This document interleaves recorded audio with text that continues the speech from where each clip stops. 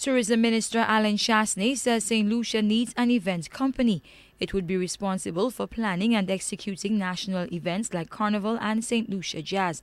The suggestion comes amidst rumors St. Lucia Jazz may lose its presenting sponsor, PETJ, next year.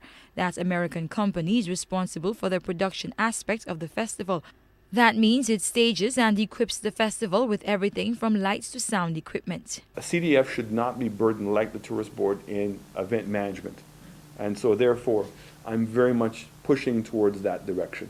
And I think that the Prime Minister is seeing the merit in what I'm saying, and I'm hoping that in the near future we'll actually create an events company.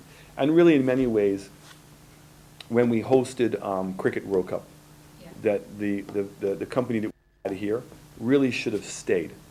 Chastanet says these events could have been handled by the now dissolved Cricket World Cup office. He says it was bad planning to dissolve that office after the event. Equipment, talent, contracting, all those kinds of things. And the role of the Tourist Board in the St. Lucia Jazz Festival should be marketing. The Tourist Board really should not be running the festival. I mean, we got it off the ground. I think that it's an accepted fact to stay here.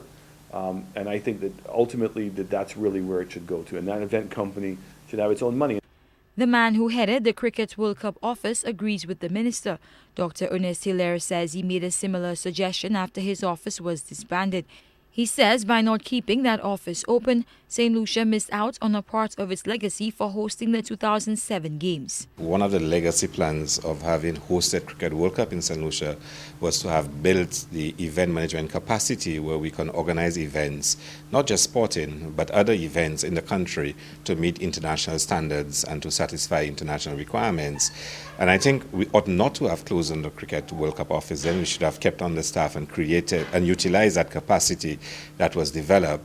I think we may have lost 2 years, but it is still a very good idea for us to develop a national capability for us to be able to host events of, international standards. We spoke to two independent people who manage local event companies. They both supported the call from the minister but worried about the practical implementation of such an office. They say at present there are no suppliers that can provide equipment to any local company interested in planning events like St. Lucia Jazz. Carmi Joseph, HTS News, Channel 4.